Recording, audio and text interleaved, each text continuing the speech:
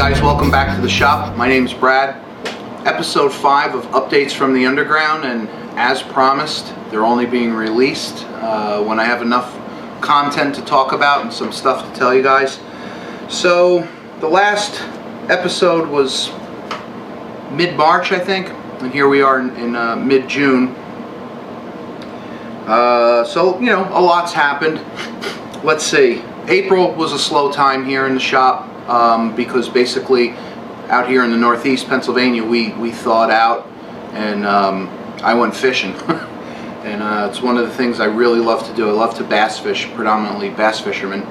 And it was pre-spawn, so it's your best time really to catch the big ones.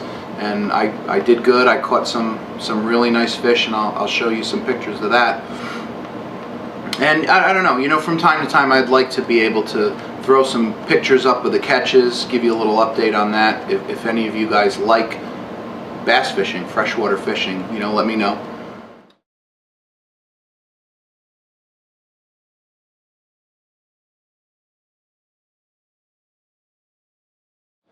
So let's see. I did my first online auction for machining. I found a friend of mine sent me a link to an online auction that was local, and I think it was probably back. It was probably in April. About mid-April I think it was. And I bid on a big supply of material, a rack of material, and I think I paid about $300, $350, something like that.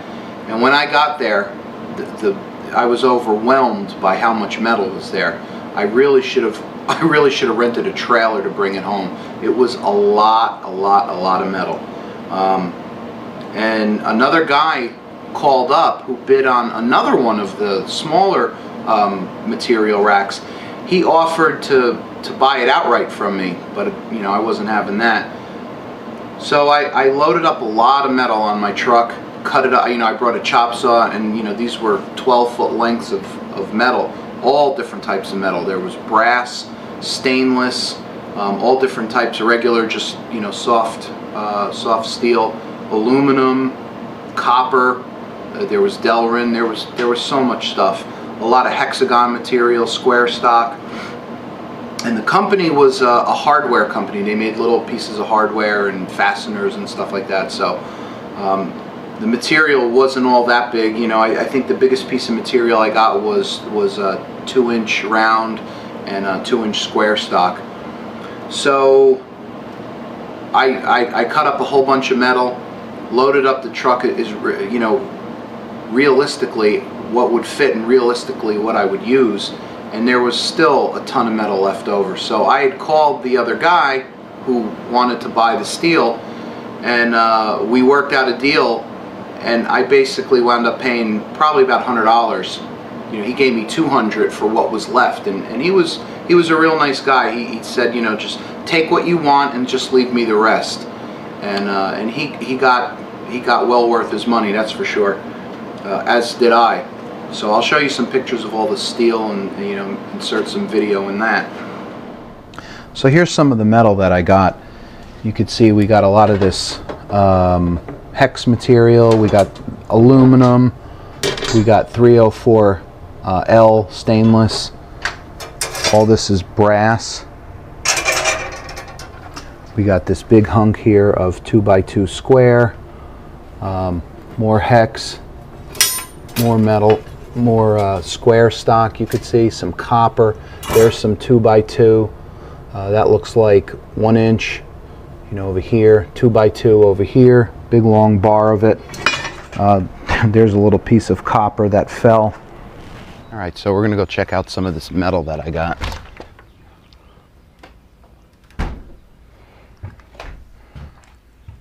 I hope this is picking up, but here we have a big bar of 2-inch steel. Got some square stock here, all sorts of different sizes, various alloys. I'm not really sure. You know, 5-foot lengths here of some of this is stainless, some of this is aluminum. Here's aluminum. This is a big bundle here of copper. more aluminum back here. This looks like, I don't know, I'm not sure. All this is all hex right here. And then we have a big bunch of metal back there. I hope the light's picking it up. But I believe all of this is stainless. Various diameters. Probably, I don't know, about an inch. This looks like it's all about an inch, maybe 3/4, and this is some smaller stuff. But I believe all that is the stainless. I tried to separate it when I was bringing it home. So, you know, 4 foot, 5 foot. This looks like there's a couple of 6 foot, maybe even 7 foot lengths over there. There's another little tiny bar that goes all the way up, 8 feet. So I have a lot of metal. Definitely a lot of round stock. And like I said, square stock, plenty of hex, little bitty types of hex here, and yeah. What's in your box? Toolmakers collaboration. So Keith Fenner announced it on his his channel, and we got a couple of projects that are in flight right now as we speak. It's still going on. I'm heading up the lathe ball turner. Okay, so I got, you know, the plans right here. I don't remember who signed up for what. A couple of names stand out. I know one of the guys, Jeff, his channel is Journey to Journeyman. He's making one of the pieces, and I forget who's making, you know, the other pieces. I have it written down. Then we have the machinist vise. I'm going to be making I'm heading that one up as well. I'm making the movable jaw. And again, I don't know all the names of everyone who's participating on it, but I know Adam Booth, he signed up to do the heavy milling on the base, which has the fixed jaw on the base, so he's going to do the heavy milling and the drilling of the holes, and we're going to send it over to one of the other guys who signed up, who's going to do all the hardening of it, and his name slips me right now. I think his name is Tim, if I remember correctly, but don't hold me to that. He's going to send it over to Stan Zinkowski at Bar Z Industrial, who will be surface grinding everything down to spec. I think the guy from John Saunders from NYC CNC, he's going to be doing the hemispherical washer, and Keith Rucker, that's right, Keith Rucker volunteered to make the wooden case for it, so that's going to be pretty interesting. So, you know, look out for that. It's the video that I have, you know, I'm shooting for the lathe ball turner is going to be coming out probably within a week or so. So yeah, you know, it's just a project that's moving along, and there's going to be more updates from all the people who are participating, and I look forward to the end of the year when we get to deliver these stuff to Keith and obviously the person who's going to win them. All right, let's see here. Shop update, general shop update. You've probably seen in some of the videos I have a lot of flickering lights, and I know Stan's a little bit upset to hear this, but he kind of likes the flickering lights. He says it goes good with the zombie theme and the underground theme here in the basement, but I hated it. I hated flickering lights and buzzing lights and humming lights and fixtures that will only light one bulb, and really what I'm getting at is I hate magnetic ballasts. Okay, so what I did was I picked up a 10-pack of these electronic ballasts from Advance, and these things are awesome.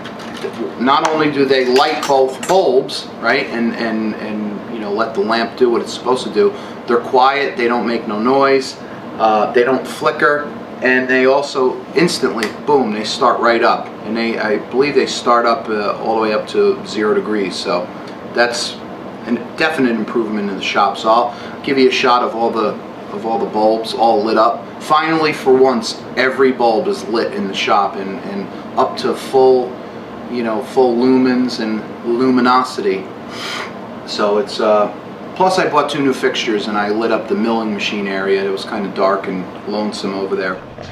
So this is a little video. I'm just trying to show some before and after of the horrific lighting that I have in the shop here.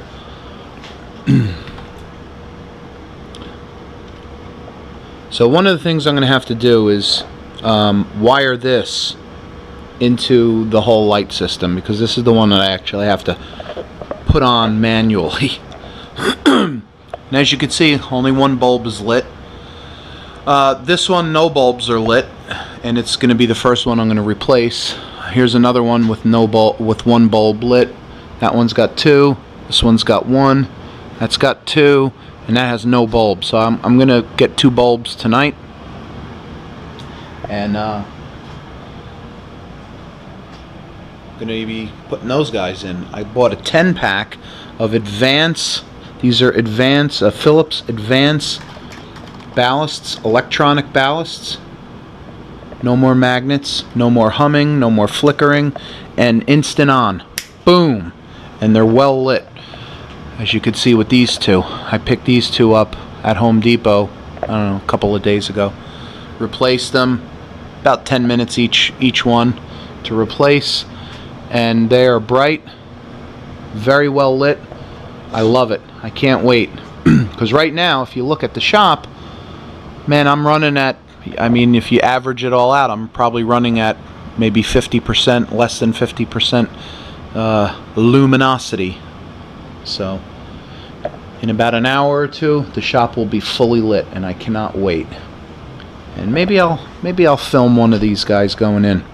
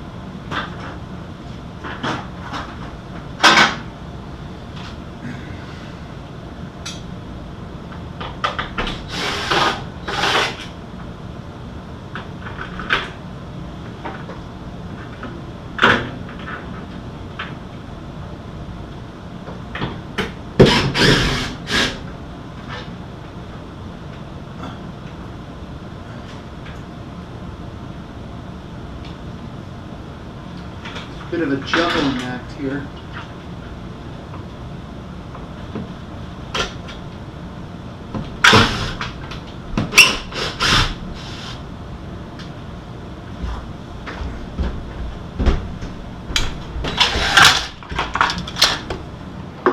Now here's all the lighting. You can see all the lights are lit, and the shop is illuminated quite nicely now. Now, before this weekend, every fixture only had one bulb working. And I believe this fixture right up here was completely out, as well as that one. So I had 2 fixtures out, and those couple fixtures out there all had one bulb working. And then these 2 fixtures here above the bench, they were flickering and dying and coming back to life. It was just a mess down here. It really was. All right. Also wanted to give you an update on the cabinets. I probably either posted on the Facebook page, the Machining YouTube page, or maybe it was in a video. I'm not sure. I don't really remember. And I rearranged a lot of stuff and put a lot of stuff into those cabinets.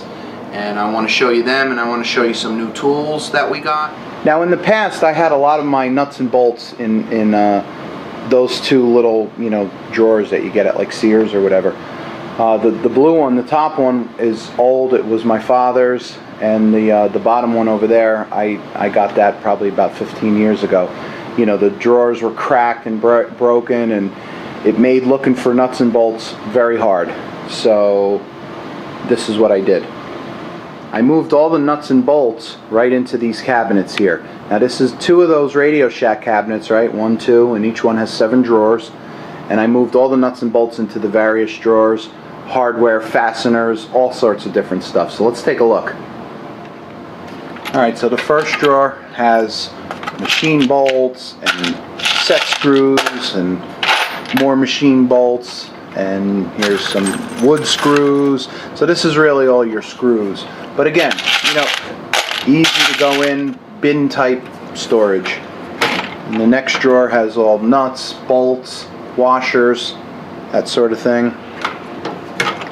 And then down here we have various types of hardware and different types of, you know, here's some mollies and there's some staples we got, you know, for running wire or something like that. We got grommets over here, different types of, you know, different size grommets.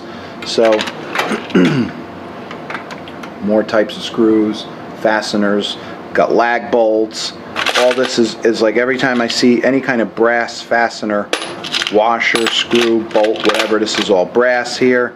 This over here is all stainless. This is from working on the boat for the past 2 years, all different types of fasteners, screws, what have you. Wing nuts, you know, so you get the picture. Now here's the thing that I feel really awful about. I don't have a name yet for my shop here, and I'm still available to do machining for somebody. I'm still waiting for job number 1 that I haven't received yet. But then again, I mean, I'm not really out there actively pursuing work. Soon though, I guess soon. You know, I'm just busy making videos and projects and stuff like this. But yeah, I want to get my first, you know, my first jobs and start doing some side machining here. But I definitely need a name for the business, and you know, in my shop.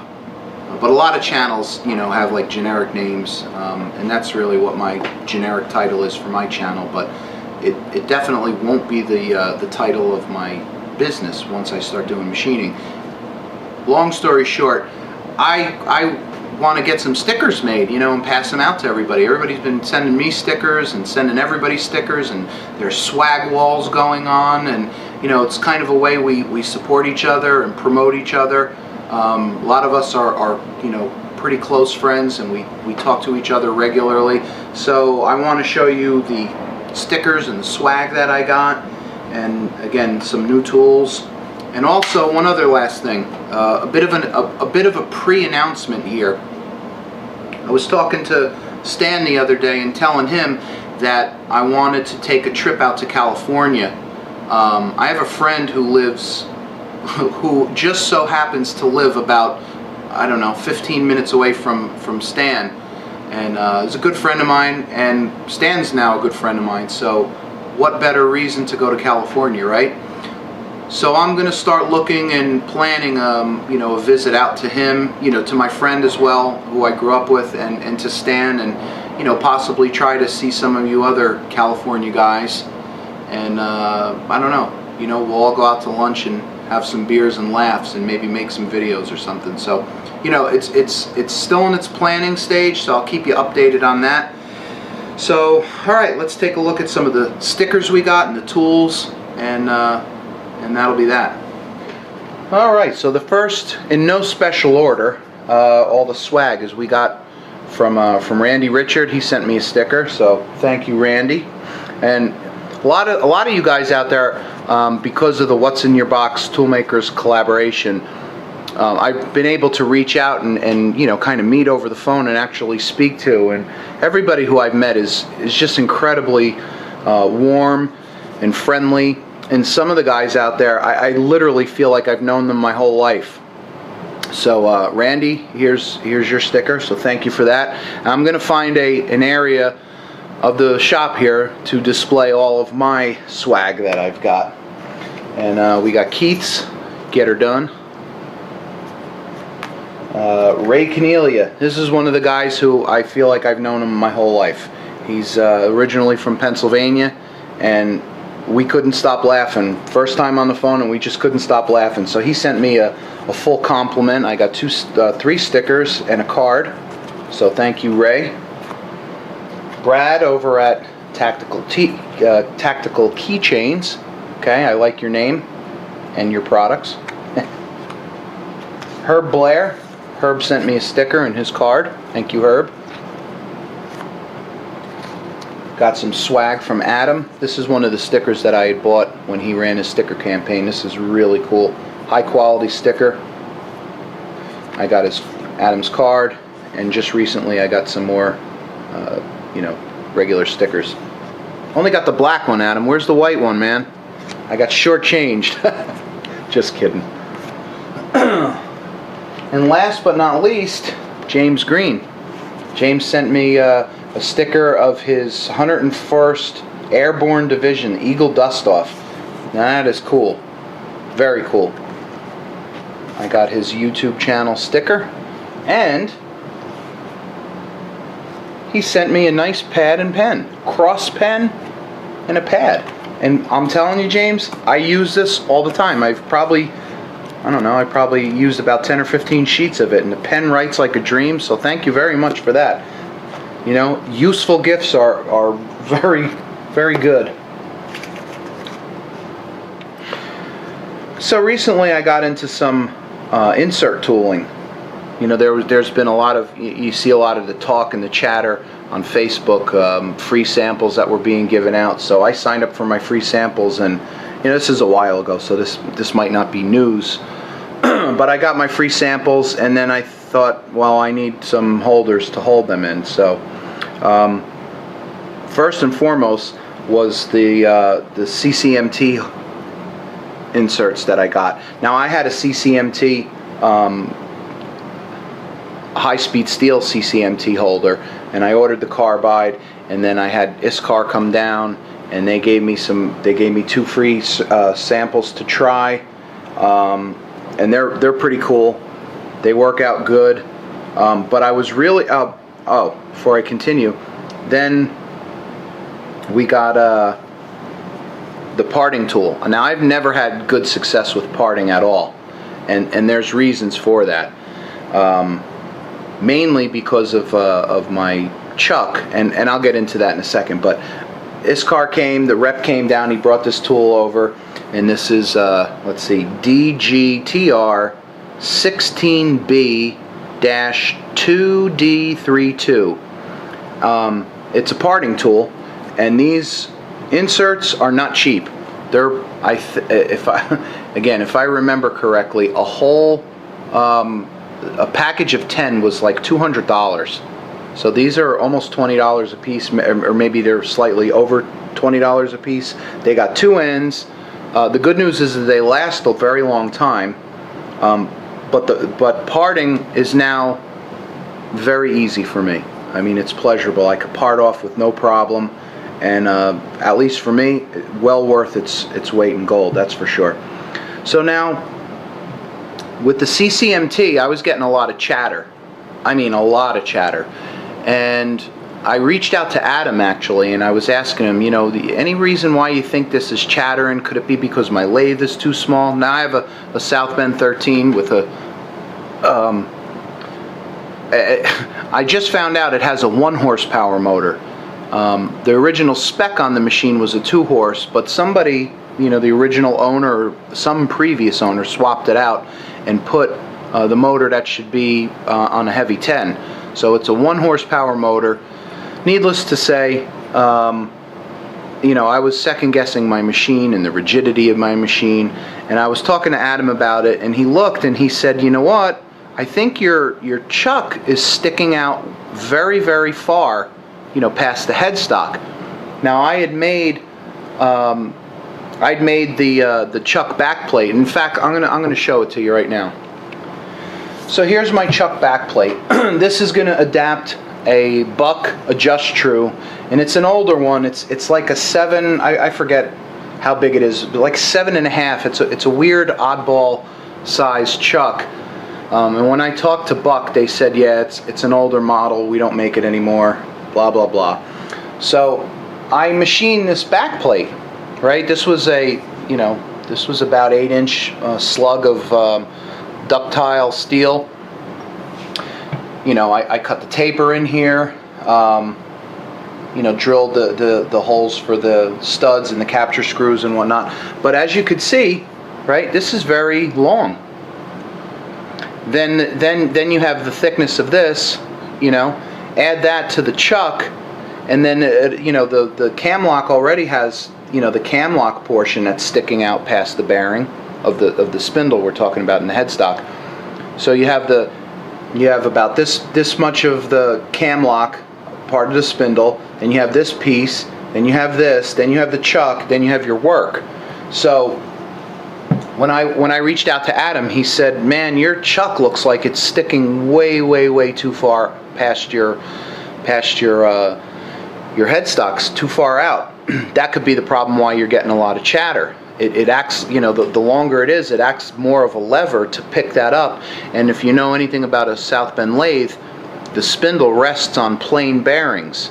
Okay, they're not in any kind of ball bearings, any kind of, like, you know, preloaded bearings or nothing like that. They sit inside a bronze bushing, and there's a 1,000th play to let the oil film go through, and, you know, blah blah blah. So the longer your chuck sticks out, the more of a lever you have to lift that up and you know, introduce chatter. So I took the chuck off and I mounted the same piece of steel that I was cutting in a collet, and boom, it was gone. The chatter was gone. And then I stepped up and put my 4-jaw on there. Same thing, dead quiet, no chatter, nothing. So Adam, thank you very much for, you know, diagnosing the problem just by looking at pictures. So what's going to happen is, what I have to do is I have to transfer all these holes deeper, right? And then I'm gonna literally cut this down as short as as humanly possible. I need enough meat, obviously, to have the studs screw in and everything like that. So I'm gonna be bringing this all the way down as far as possible. I might send it to somebody who has a bigger machine to kind of hog this off, because this might take a long time. That's, you know, that's probably 2 inches of steel right there, and, you know, 6-7 inches, so it would take a long time. So that's where I am with that. Anyway, that was what was producing the chatter on the CCMT. Before I knew that, I started thinking, you know, maybe the negative rake geometry tools, the inserts, would be good. So I signed up to Seiko's website and Sandvik, and I got 3 inserts from those guys. And then I wound up getting this BXA tool that holds the CNMG, right? This is basically like the standard insert that, you know, the bigger lathes use. I know, like, Adam and Tom uses this size, and they're, you know, the finish, everybody sees the finish on the steel is like a mirror. And I'll tell you, I put some steel up in the collet of my South Bend 13 with this negative geometry insert, and I got the same result. Shiny metal. Incredible. I never thought it'd be possible. So for hogging a lot of material, these things are fantastic. The inserts are really good. The thing is with them is, if you want to, obviously, if you want to get a really nice finish, the carbide, you know, it needs a certain amount of pressure behind the cut. And, you know, you wouldn't really be using these inserts to take 1,000th off or 2,000ths or something. You gotta learn how to use these to get it real close, or to get it spot on, or just use them, you know, especially on a machine like mine. Use these for the heavy hogging, and then switch over to a high-speed steel to, you know, to get the shave down and sneak up on your measurement. But in any case, I have a video that I'm going to be doing where I kind of do like a shootout between this and the CCMT and a high-speed steel. High-speed steel, I'm able to produce a real heavy cut on this South Bend flat, you know, the flat belt machine. I think the heaviest cut I got was a 1/4 inch depth of cut. That's 250 thousandths depth of cut. So that's 1/2 inch off the diameter. You know, slow speed, hone tool, took it off, and I was pretty impressed. But we'll have to wait for the video for you to see that. Okay, so now you know, you've seen the videos with these guys. These are squares that Stan sent me. A little grind your own package here. And these were a lot of fun, and I'll tell you, I really got into the whole, you know, minute work with surface grinding, and with you know, getting heavy use with the granite plate and the indicators and stuff like that. The real meticulous kind of toolmaker's grade work. It's amazing how challenging it could be. It's, you know, I consider it the highest of highs and lowest of lows. I mean, when it's beating you, it's real frustrating. But when you find some success, I mean, it feels great because it's such meticulous, you know, high precision work. It's a lot of fun. It's very challenging, and it's something that I'm going to be doing a lot more of. More videos are going to be making use of the surface grinder, and a lot more measurement, you know, measuring on the granite plate and things like that. So with that, you know, I had to get some tooling to really do these. And let's see, so one of the first things I got was this inter-rapid indicator and tense indicator. eBay find, you know, used eBay find. And let me tell you, this thing is just like they say, it's the cream of the crop, man. It's just beautiful.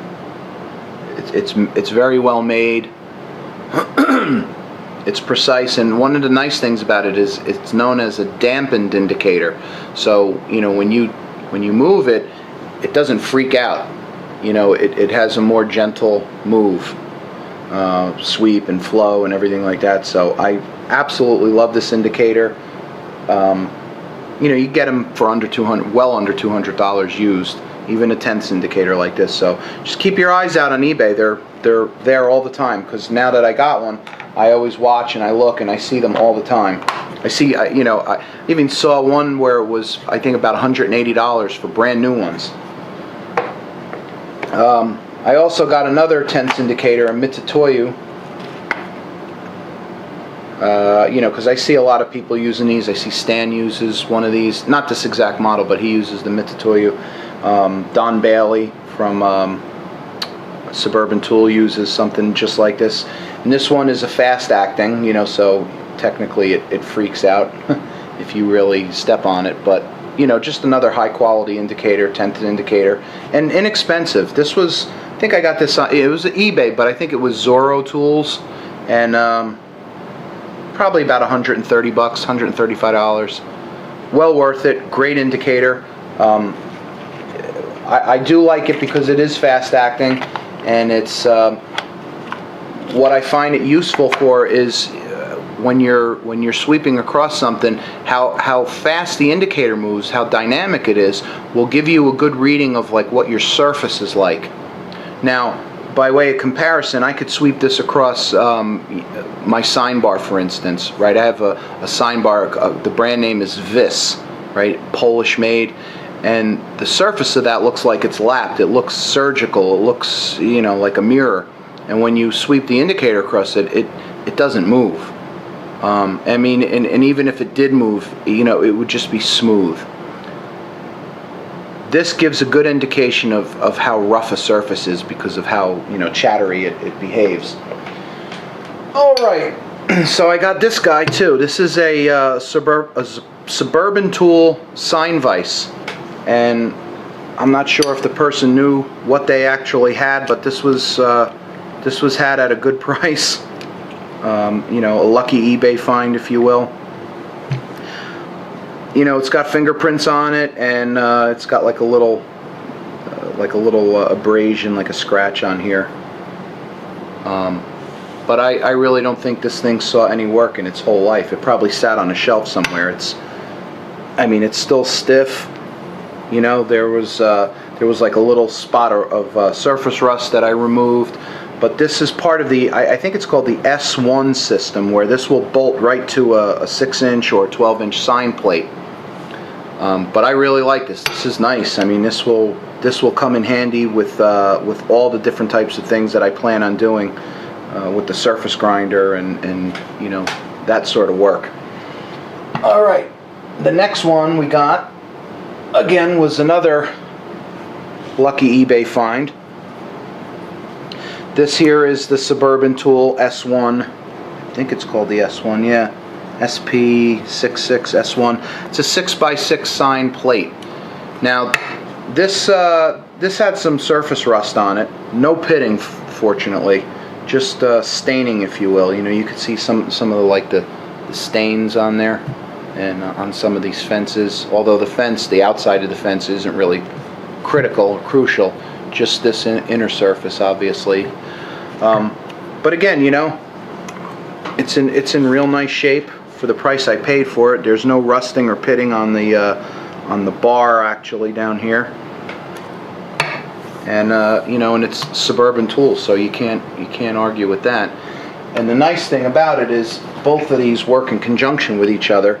The bolt pattern on this guy lines up with any of the 4 bolts on here, and what you get out of that is your you know, you do it this way and you could have these compound angles for real crazy kind of stuff, you know, tool grinding, tool bit grinding and stuff. Stan did a video on that, tangent angles and whatnot. Real mathematical, crazy, hard stuff. So that's the other thing we got here.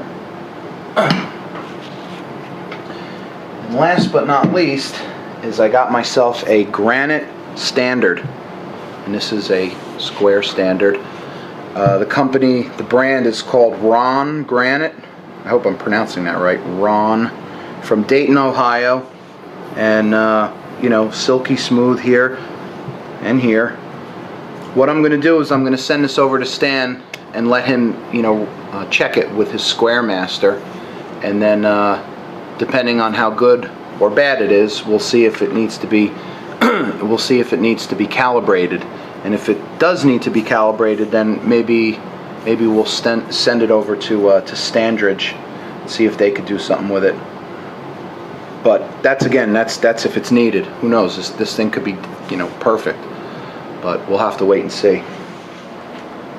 I had a video where I was trying to diagnose what was going on with these dials here, and what I found out was this. You know, I had so many comments, and I appreciate everybody's comments for trying to help me diagnose what the problem was.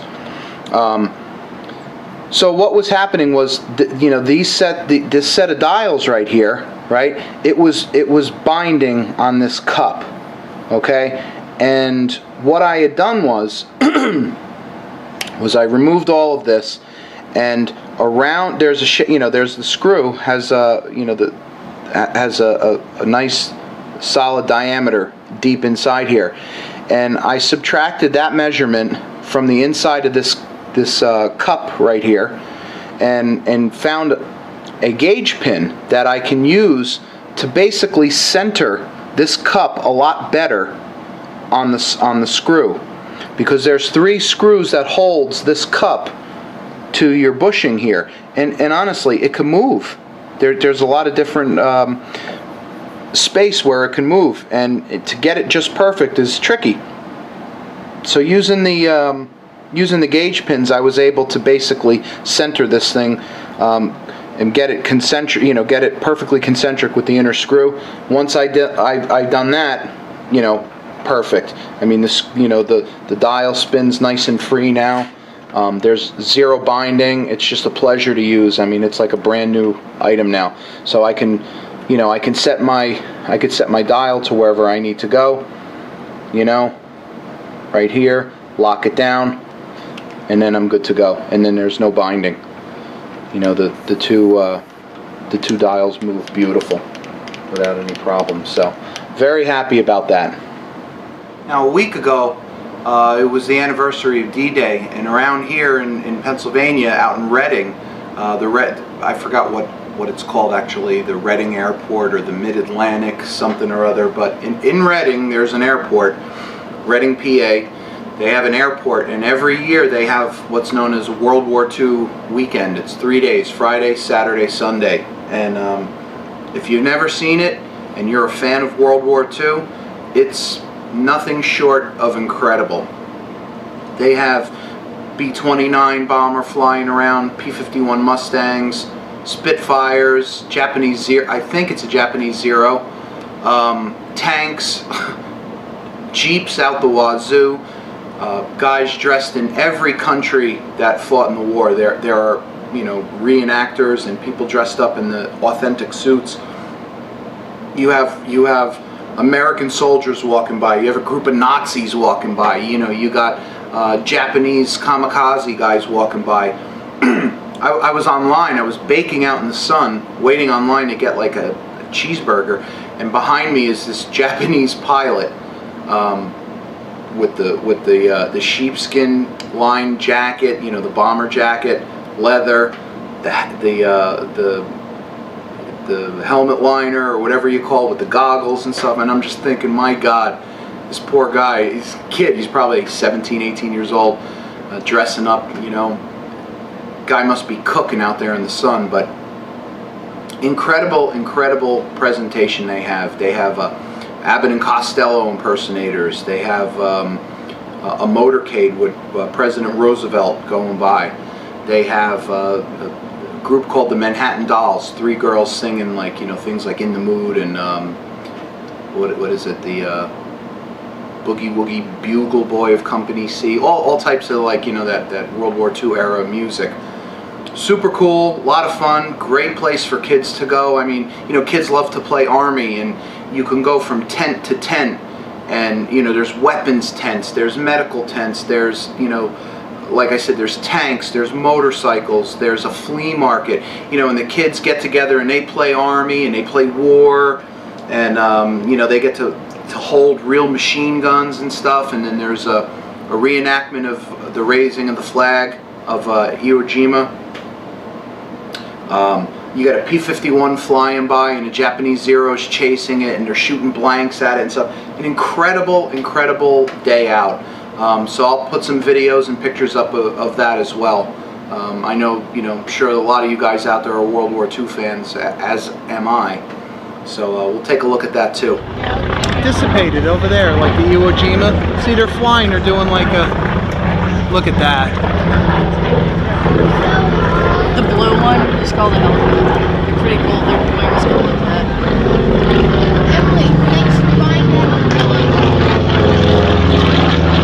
Thank you, because then I know where it goes on. Sticks out like a little. Super cool. What is like this? If you ever get a chance to see the Reading Dad. World War II weekend, do it. It's worth it. Here's the flea market. Hi.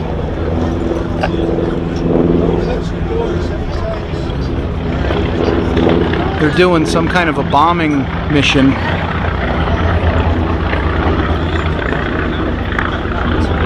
So cool.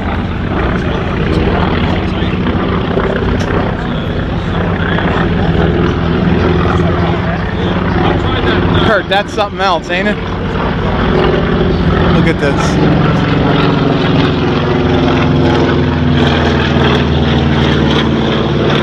He's got to be fine wearing all black. Oh yeah. Some Germans. Show me your trumpet system. Oh, such a hair.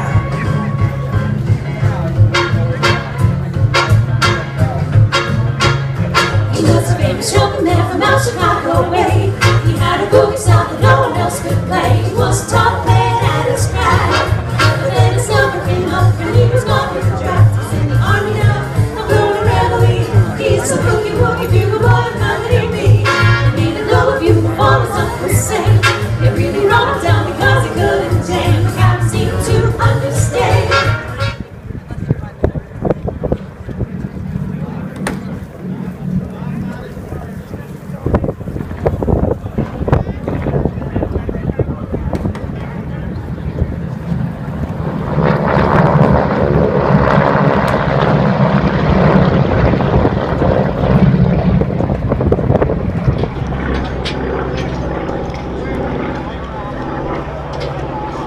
I'm saying, can you please stay here with me? There's all guns. We're good.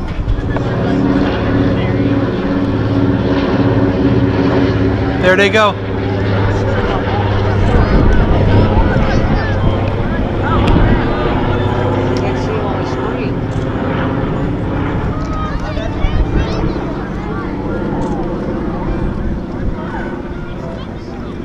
Oh, is that cool? Hope you guys could see that. See that? Alright guys, thanks. I appreciate you watching. Got more videos coming up as usual. We're going to have the What's in Your Box Toolmakers collaboration, the lathe ball turner. That's going to be coming pretty soon. Probably the next video I'm going to be shooting will be that one. And I got some some more projects that's coming on, and I'm probably going to do an addendum video, to the squares. Where we last left you off with, I had a 1,000th error that needs to be corrected, and I've done some investigation and kind of found, I believe I've tracked down where the error happened, and I'm going to make the corrections and probably shoot a video for that. So that'll be coming up pretty soon. And as always, if you like the channel, subscribe to it, leave me some comments, some thumbs up. Alright, thanks for watching, and until next time, see ya.